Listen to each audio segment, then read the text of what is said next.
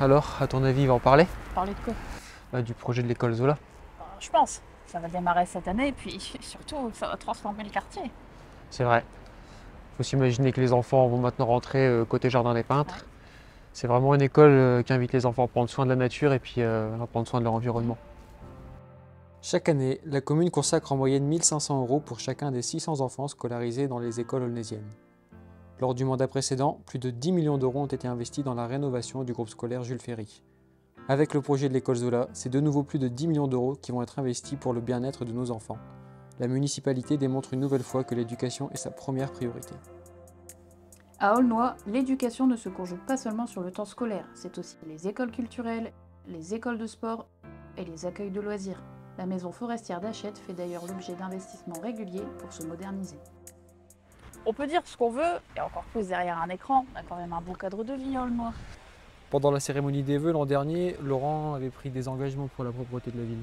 Oui, et tout ça se met progressivement en place. Il y a une nouvelle organisation des services techniques, plus de moyens humains et du matériel supplémentaire.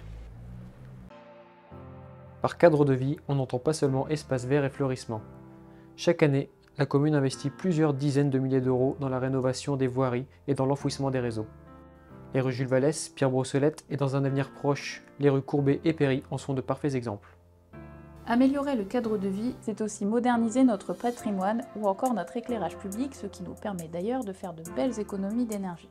On peut également citer les travaux menés pour l'extension paysagère du cimetière, afin que les familles puissent se recueillir dans un lieu offrant plus de sérénité. Tu es déjà allé toi à l'espace France Service? Ouais, parce que j'avais un souci avec mes APL, et la conseillère m'a super bien orientée. Bon, tant mieux, c'est cool. C'est vraiment un service qui répond aux besoins des Aulnésiens. C'est comme l'espace numérique. On a bien fait de transformer l'ancienne cyberbase en lieu de formation, de conseil. Ma voisine a participé à un atelier pour apprendre à sécuriser ses achats en ligne. Elle a adoré. Depuis sa création, la Maison de la Solidarité est à l'image de la montée en puissance de la politique de développement social impulsée par la commune depuis 2005. Elle héberge le CCAS, l'espace numérique et l'espace France Service, mais d'autres acteurs œuvrent socialement à Aulnois. Le Secours populaire, le Secours catholique, les Restos du Cœur et l'association Easy. Alors ça, si Laurent n'en parle pas ce soir, je comprends pas. On a quand même déjà beaucoup parlé. Le pôle tranquillité, les nouvelles caméras, le renforcement des effectifs, le CSU, le nouveau véhicule. C'est vrai qu'on a déjà tout dit plusieurs fois. Il y a sûrement plein d'autres sujets qui intéressent les Aulésiens. Fabrice. Vous allez bien? Salut Fabrice. Ça va? Ça va.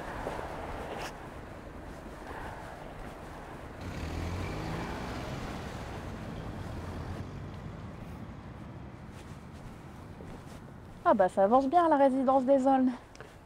C'est vrai que c'est un beau projet, avec des logements bien isolés et puis surtout adaptés à nos seniors.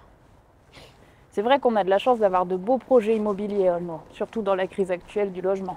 La résidence des Aulnes, la future résidence Simone Veil et le fameux écoquartier. C'est vrai que ça fait longtemps qu'on en parle, mais bon, c'est un projet d'habitat écologique novateur sur le territoire. Et puis apparemment les travaux vont commencer cette année, donc on y arrive. À Aulnois, il y a toujours de nombreuses occasions de sortir, de se divertir et de faire du sport. On peut citer par exemple le banquet des seniors, la Rhônelle Color, les festivités du 14 juillet, les brocantes, les délires de Noël et une programmation culturelle toujours très variée.